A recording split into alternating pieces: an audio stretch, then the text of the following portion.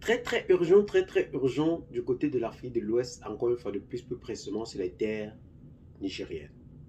Nous commençons d'abord par féliciter le général Abdourahmane Tiani pour sa bravoure et sa détermination qui ne cesse d'amener pour la lutte contre le terrorisme. Encore une fois de plus, son arrivée à la tête de l'État nigérien avait suscité de vives réactions, parmi lesquelles il ne devait pas être à la hauteur, bel et bien, de cette lutte contre le terrorisme. Mais encore une fois de plus, ce brave homme ne cesse de montrer sa détermination et son courage pour entrer au front afin de neutraliser, même dans les bas-fonds, les terroristes. Une très grande victoire vient encore de s'annoncer sur le sol nigérien dont le général Abdourahmane Tiani porte le chapeau. Encore une fois de plus, félicitations. Bien que plusieurs militaires nigériens soient tombés au front pour la défense de la patrie, l'armée nigérienne annonce bel et bien la neutralisation d'une quinzaine de terroristes à Takouzat, près de Bankilare, plus précisément dans la région de Tillabéri, région des trois frontières, où nous connaissons bel et bien ce mouvement terroriste qui ne cesse de se proliférer. L'armée nigérienne, à travers des vecteurs aériens, ont permis la neutralisation de ces quinzaines de terroristes et la destruction de leurs bases militaires. La zone aujourd'hui est plus que tranquille à travers cette opération menée par l'armée nigérienne qui, encore une fois de plus, ne cesse de montrer sa bravoure et sa détermination aux yeux du monde.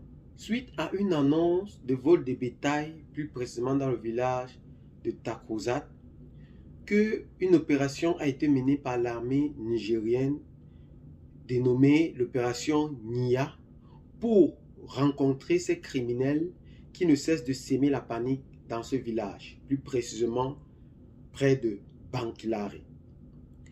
En allant vers ces lieux, l'armée nigérienne a subi une embuscade, ce qui a permis la neutralisation malheureuse d'une dizaine de soldats nigériens et aussi la dispersion bel et bien de ces soldats qui a échappé non seulement aux vecteurs terrestres et aux vecteurs aériens.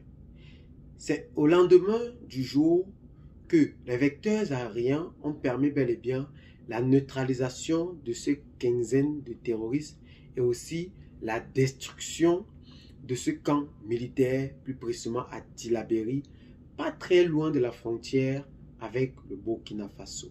D'après nos informations, c'est les forces de sécurité intérieure, c'est-à-dire la gendarmerie et la garde nationale qui ont subi cette attaque.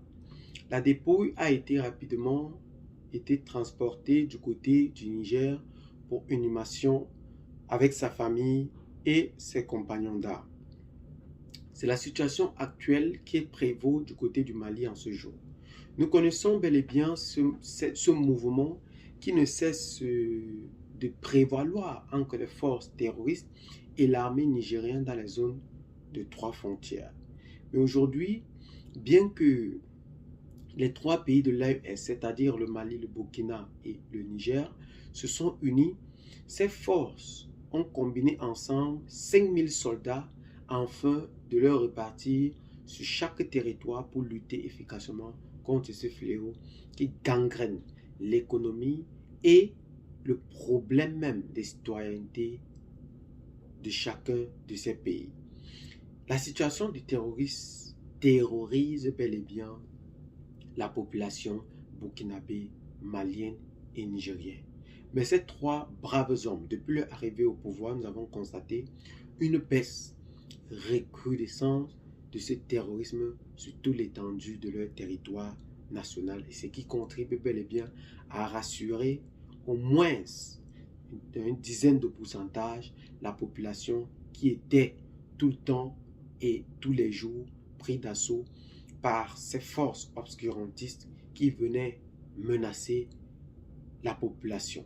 Mais aujourd'hui, nous voyons bel et bien que l'armée est plus proche de sa population que jamais et que dans les années passées. Nous encourageons donc cette initiative des présidents à la tête de leur pays, c'est-à-dire les présidents de l'AES, à continuer encore une fois de plus à contribuer à cette force qu'ils mettent pour rompre définitivement avec ce fléau qu'on appelle le terrorisme. Eh bien les amis, c'est la situation actuelle qui prévaut du côté de l'Afrique de l'Ouest aujourd'hui. Qu'est-ce que vous en pensez? Laissez donc massivement vos commentaires. Abonnez-vous à la chaîne si ce n'est pas encore fait. Partagez la vidéo avec des amis si vous l'avez trouvée intéressante. Et à très bientôt pour de nouvelles vidéos. Ciao, bye bye.